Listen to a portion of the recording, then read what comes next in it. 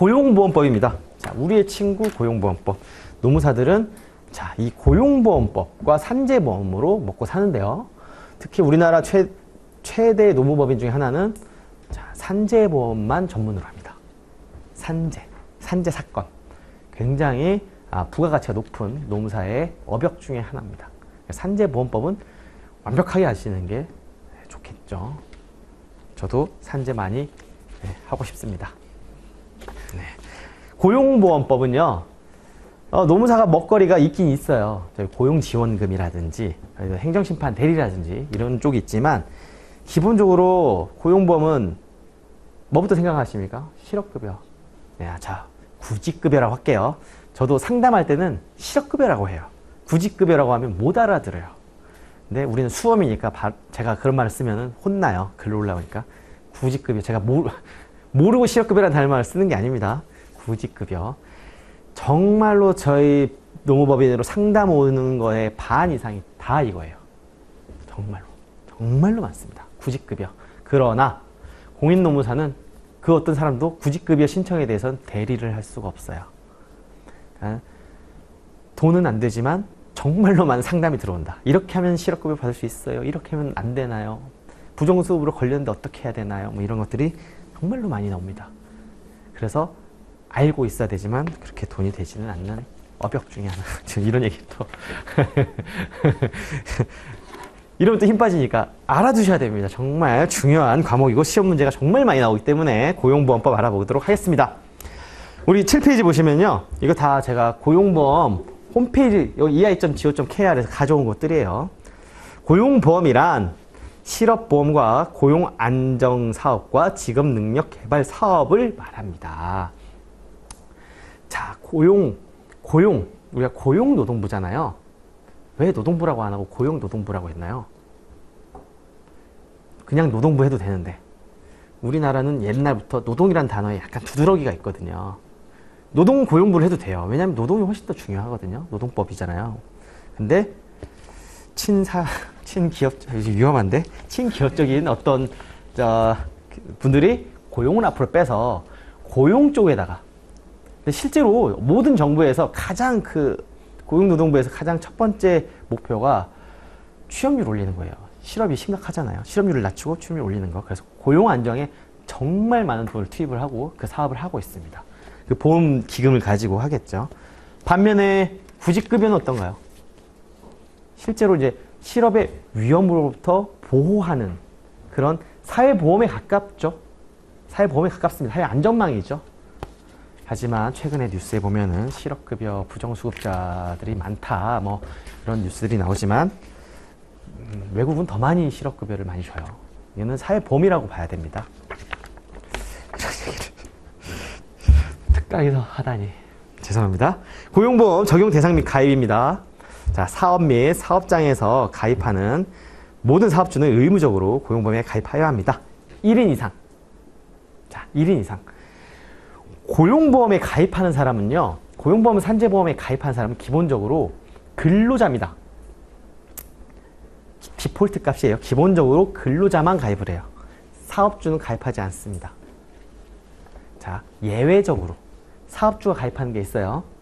자영업자 고용보험, 자영업자 산재보험이라는 게 있습니다. 이건 제가 강의할 때 하는 말인데 사장님들한테 자영업자 고용보험은 조금 그렇다. 자영업자 산재보험은 좀 위험한 일을 하신다면 가입을 하셔라 라고 합니다. 음식점은 좀 위험해요. 음식점은 많이 다쳐요.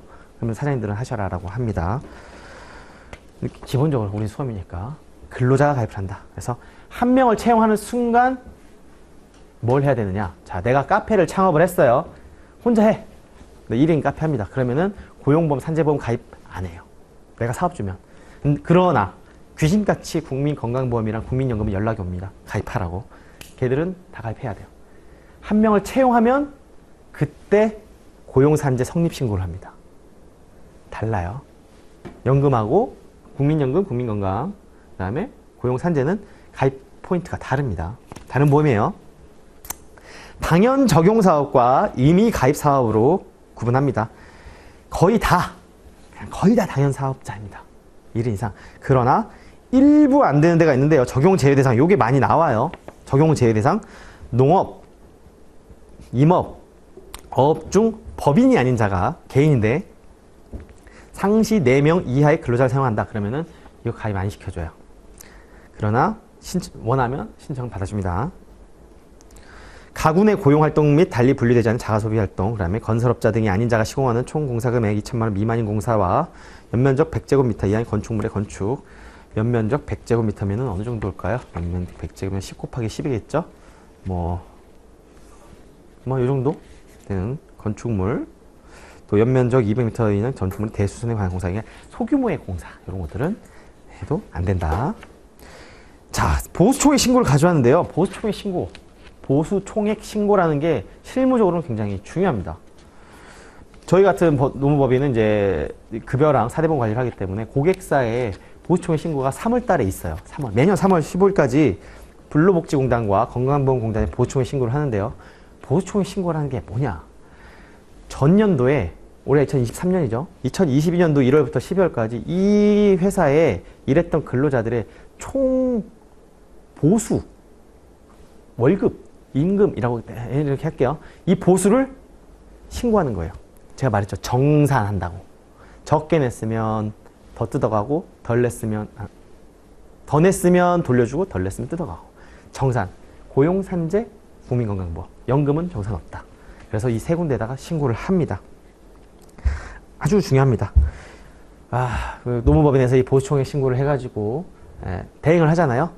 돈을 좀 줘요. 보험사무대행기관에 돈을 좀 줍니다. 얼마 많이는 안 줘요. 많이 줄었어요. 아쉽습니다만 나중에 보험사무대행기관 얘기할 때 말씀드릴게요. 이 보수총액 신고가 나올 가능성이 있습니다. 실무적인 거니까. 저는 약간 제가 실무자다 보니까 만약 낸다면 전 이런 걸 낼 것 같아요. 다음 주 보수총액 신고를 하지 않는 기관은. 여러분들은 맞히시겠죠? 자, 그 다음 고용보험료 지원사업이라는 게 있습니다. 두루누리라고 혹시 들어보셨나요? 두루누리라고 있는데요. 이것도 실무적으로는 매우 중요합니다. 국민연금하고 고용보험료 이 두 개를 80%까지 지원해줘요. 사업주하고 근로자한테. 10인 미만 사업장에 적용되는 건데요. 두루누리 사이트에 한번 들어가 보시면 아시겠지만 실무적으로 왜 중요하냐면 금액이 커요. 국민연금이 우리가 4대 보험 중에 국민연금이 보험료율이 제일 높거든요. 한 9%인데 예를 들어서 이 근로자가 국민건강보험료를 10만 원, 국민연금보험료를 10만 원을 납부한다고 칠게요. 10만 원이에요. 그러면 근로자 5만 원, 사장님 5만 원에서 10만 원을 공단에다 납부를 하겠죠. 근데 80%를 지원해줘요. 그러면 사장님 만 원, 근로자 만 원 떼서 2만 원 내면 8만 원을 국가에서 지원해주는 사업입니다. 연금보험료니까 없어진 돈이 아니에요. 다 누적되어 있습니다. 누적되어 있어서 나중에 내가 늙어서 받을 수 있는 돈이 되겠죠. 혜택이 커요. 그래서 사업주들이 이거 꼭 신청해달라고 합니다. 네, 다 신청이 되는 건 아니에요. 요건이 좀 까다롭긴 합니다. 이것저것 요건이 있지만 이런 혜택을 주는 사업이 아직도 유지가 되고 있고요. 실무적으로 중요하기 때문에 나중에 수업 시간에 디테일하게 말씀드릴게요. 고용보험에 적용 대상 근로자가 있지만 다 되지만 적용 제외되는 사람들만 좀 몇 가지 있는데 이건 외워두면 좋겠죠. 65세 이후에 고용되거나 자영업을 개시한 자. 자영업자는 안 된다고 그랬죠. 65세 이후에 고용된 사람, 그러니까 65세 이후에 새로 취업하신 분은 고용보험에 가입을 안 받아줘요. 하지만 65세 이전부터 고용된 경우에는 계속 유지해줍니다. 그리고 1개월간 소정근로시간이 60시간 미만인 자 안 되고요. 공무원 안 되고요. 다만 별정직 임기제 공무원은 본인 의사에 따라 3개월 이내 의무 가입 가능. 별정직 임기제 공무원 이게 뭘까요? 예를 들면 공인노무사 자격증을 가지고 계신 분들은 이런 걸로 가요. 2년짜리 별정직 임기제 공무원 이런 걸로 갑니다. 그러면은 나는 가입할래요 이렇게 해서 할 수 있다. 그러면은 계약 만료로 해서 나중에 실업급여도 받을 수 있다. 노무사들은 다 받겠죠? 사립학교 교직원의 연금법에 적용을 받는 자는 가입이 안 됩니다. 고용보험. 외국인 근로자. 외국인 근로자도 되는 사람이 있고 안 되는 사람이 있고 막 그래요. 일부 체류 자격의 경우에 뭐 여러 가지 있습니다. 비자에 따라 또 다 다릅니다. 그래서 상호주의, 외국인은 상호주의. 별정 우체국에 따른 별정 우체국 지원. 별정 우체국이 뭔지 아시는 분 계십니까? 시골에 가면 원래 옛날에 이거 있었어요. 우리 나라에서 하는 게 아니라 그 동네 유지야. 내가 건물이 있어. 그 동네 우체국이 없대. 그럼 여기 우체국으로 하자. 그래서 뭐 했는데 이 사람들이 법을 또 만들어가지고 이거 승계도 되고 그래요. 근데 혜택도 있어요. 막 연금 혜택도 있고 막 그래요. 그럼 희한한 직분이 있습니다. 이분들은 고용보험에 가입이 안 된다. 고용보험의 업무 담당 기관이 3군데나 있는데 좀 정리 좀 했으면 좋겠습니다. 고용노동부가 하는 일이 따로 있고요. 고용센터가 하는 일이 따로 있고 근로복지공단이 하는 일이 따로 있고 건강보험공단이 하는 일이 따로 있습니다. 정리가 안 돼 있어요. 최근에 또 바뀌었어요. 또 이게 우리 징수법을 배우겠지만 징수, 그러니까 쉽게 말씀드리면 고지서가 한 장짜리 날라와요. 만약에 사업 해보신 분들 알 거예요. 보험료 나왔습니다. 그러면 연금 얼마, 건강 얼마, 고용산재 얼마 이렇게 딱 고지서 나오는데 이걸 누가 보내냐? 건강보험공단에서 보냅니다. 일괄적으로 징수는 건강보험공단에서 다 해요. 누가 이렇게 만드는지 모르겠지만 법이 보건복지부 쪽 보험과 이쪽 보험은 다르잖아요. 따로따로 납부하면 되는데 그냥 건강보험공단이 다 하래. 그 일은 걔네들이 다 해요. 돈을 걷어가는 일. 걷기만 하지 실제 돈은 누가 가져갑니까? 각자 공단에 뿌려주겠죠. 네. 하지만 걷기만 하지 기타 등등 뭐 체납이라든지 징수라든지 뭐 부정수 이런 것들은 다 각자 원래 하던 데서만 합니다. 건강보험공단은 걷어가는 것만. 보험료 왜 이렇게 많이 나왔어요? 따지려면 건강보험공단이 아니라 근로복지공단에 전화해서 물어봐야 됩니다. 그래서 고용보험 가입, 보험료 징수, 피보험 자격 관리 이런 거는 공단에서 다 해요. 근로복지공단. 고용센터는 실업급여 받아보신 분 계십니까? 구직급여 받아보신 분 계십니까? 구직급여? 저는 살아오면서 2번을 받아본 적이 있습니다. 자세한 얘기는 다음에 하도록 하고요. 고용센터에 가서 받을 수 있습니다. 거기 가서 이거 쓰고 이제 구직 활동하고 그런 거 실업의 인정을 받으면 구직급여를 받을 수 있죠. 그거 고용센터. 요즘 보면 고용복지 플러스 센터라는 이름으로 어디 간판 이렇게 있죠. 거기서 합니다. 근데 노동부는 뭐 하냐? 노동부도 뭐 해요? 노동부도 같이 한 그런 비슷한 일들을 합니다. 막 나눠져 있어요. 고용 창출 장려금, 고용 안정 장려금 이번에 지원 관련된 문제가 나왔는데 이게 노동부 일이에요. 네, 복잡합니다. 지원금. 자, 이렇게 하고요. 공단의 업무는 고지 수납 체납 관련 업무, 보험관계 성립, 소멸, 변경 이런 거 해준다. 보험료는 외워놓으면 좋겠습니다. 가끔 지문에 틀린 지문에 고용보험료는 몇 %다 이런 거 나오거든요. 보험료는요, 실업급여는 0.9%, 사업주 0.9%, 고용안정 및 직업능력개발사업의 보험료는 규모에 따라 조금씩 다릅니다.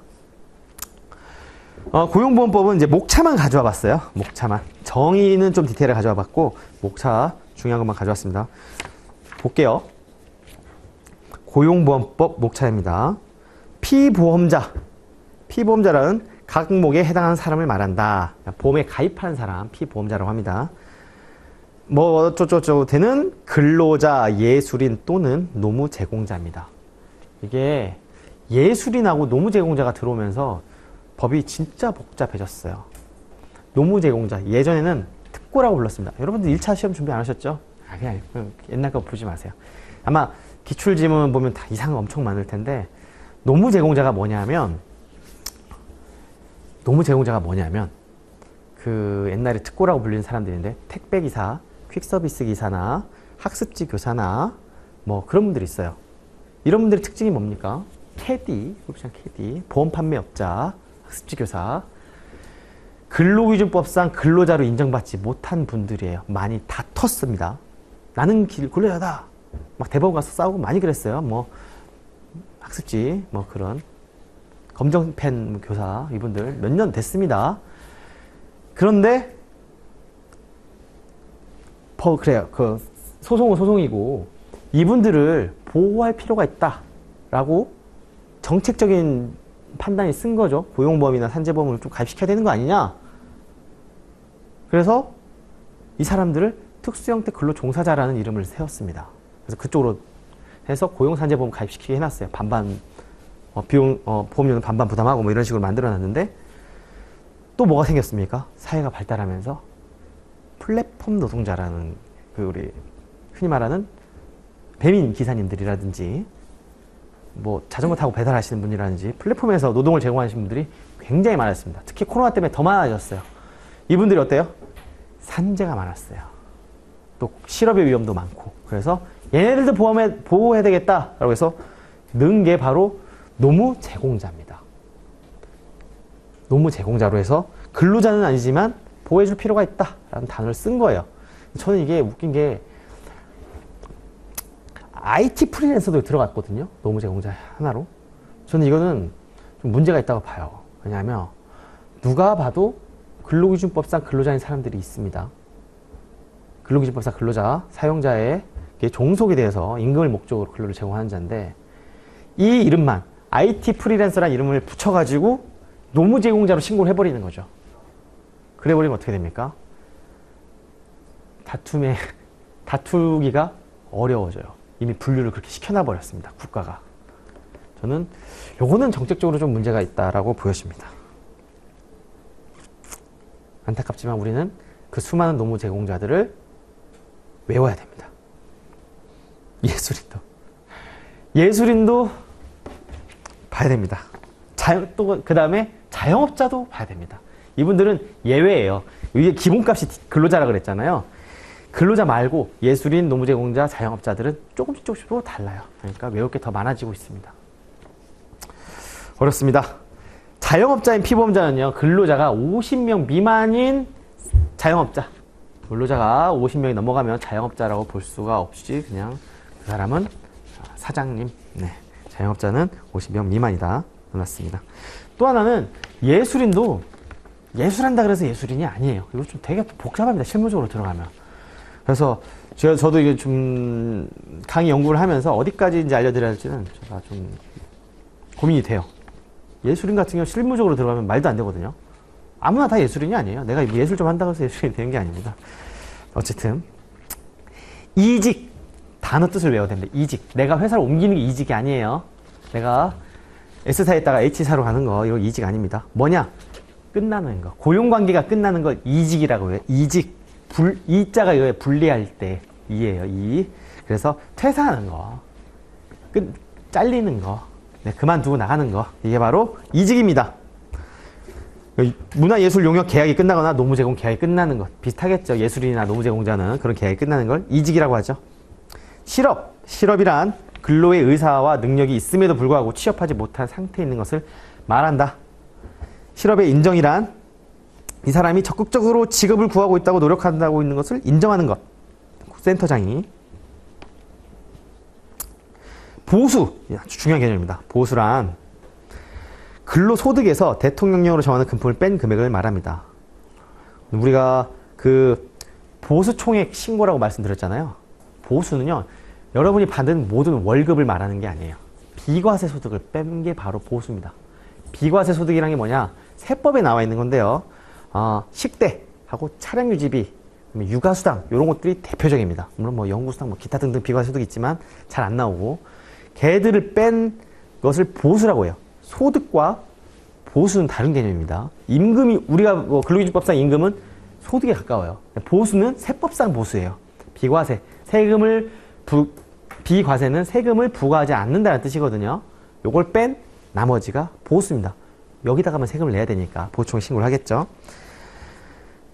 일용근로자란 1개월 미만 고용되는 사람을 말한다. 일용근로자. 이게 이제 정의 파트입니다. 그 다음은 보험의 관장. 이 보험의 관장이 누구겠습니까? 근로복지공단 이사장이겠죠. 뭐 이런 것들입니다. 노동부 장관. 목차가 쭉 있는데요. 적용 제외. 이 고용보험에 적용되지 않는 사람들. 이런 거. 이제 밑줄 쳐놨습니다. 외국인 근로자, 예술인, 노무 제공자. 이런 것들. 중요한 것들이고요. 그 다음에 피보험자의 관리. 취득을 언제로 할 것이냐, 상실을 언제로 할 것이냐. 이게 좀 실무적으로 많이 헷갈립니다. 네, 상실이. 피보험 자격의 취득 기준. 이런 거고요. 고용 창출의 지원이라는 게 있는데, 이 제3장, 고용안정 직업능력 개발 사업. 이쪽에 이제 문제가 출제가 좀 될 것으로 예상이 됩니다. 현재, 정부의 정책 기조도 좀 이쪽에 포커스가 되어 있고요. 그러니까 기업에 고용 창출 지원금을 주는 조건을 물어봤었어요. 이거 아마 수험생들은 거의 못 맞췄을 것 같은데 굉장히 실무적인 내용이거든요. 저희가 기업에 컨설팅을 할 때 이런 것들은 노무사들은 당연히 알고 있는 내용이긴 하지만 수험생들은 이것까지는 알겠어 라고 생각했지만 나왔어요, 문제가. 그래서 약간 실무자로서 어떻게 컨설팅을 할 때 이런 것들을 알아두면 좋겠다. 이런 것들이 시험에 나올 수 있다는 거죠. 아마 고용 창출, 고용 조정 이 정도는 나오지 않을까 싶습니다. 뭐니 해도 중요한 건 제4장 실업급여죠. 실업급여의 종류. 실업급여의 종류 중에 하나가 구직급여입니다. 구직급여. 그래서 구직급여가 쭉 있어요. 구직급여는 뭐 무조건 나옵니다. 그냥 매년 나오는 문제입니다. 구직급여 수급 요건, 피보험 단위 기간, 실업의 신고, 실업의 인정, 구직급여 일액, 그 다음에 소정급여 일수 및 피보험 기간, 요 표가 있는데요. 이거는 반드시 외우셔야 되고요. 네, 구직급여가 끝나면은, 네, 구직급여 말고 이제 실업급여 종류 중에 훈련 연장급여, 개별 연장급여, 특별 연장급여, 이런 것들이 있지만, 이런 것들은 잘 안 나와요. 근데 대부분 구직급여 쪽에 포커싱이 되어 있습니다. 실무적으로도 마찬가지고요. 그 다음에 실업급여 중에 하나인 조기 취업, 재취업수당, 직업능력개발수당, 광역구직활동비, 이주비 등 이렇게 돈 주는 것들이 많습니다. 그 다음 보시면 제4절로 가시면 자영업자가 나오죠. 자영업자인 피보험에 대한 실업급여 적용의 특례. 구직급여 일액 이런 것들을 외워놓으셔야 합니다. 왜냐하면 그냥 달라요. 보험 자체가 다릅니다. 앞에 나왔던 이제 일반 근로자들을 위한 제도를 자영업자 고용보험 이름만 그거지 완전히 다른 제도예요. 자영업자 외우셔야 되고요. 그 다음에 육아휴직하고 출산 전 육아 굉장히 복잡한데 또 막 표하고 숫자 막 다 나오는데 나중에 정리해서 외워주셔야 됩니다. 실무적으로 이제 수급권의 대위도 좀 알아두시면 좋을 것 같아요. 75조의 2 수급권의 대위 이런 것도 나중에 수업 시간에 알려드리겠습니다. 예술인, 노무제공자 다 중요할 것으로 보여지고요. 한 문제씩은 나오지 않을까 예상이 됩니다.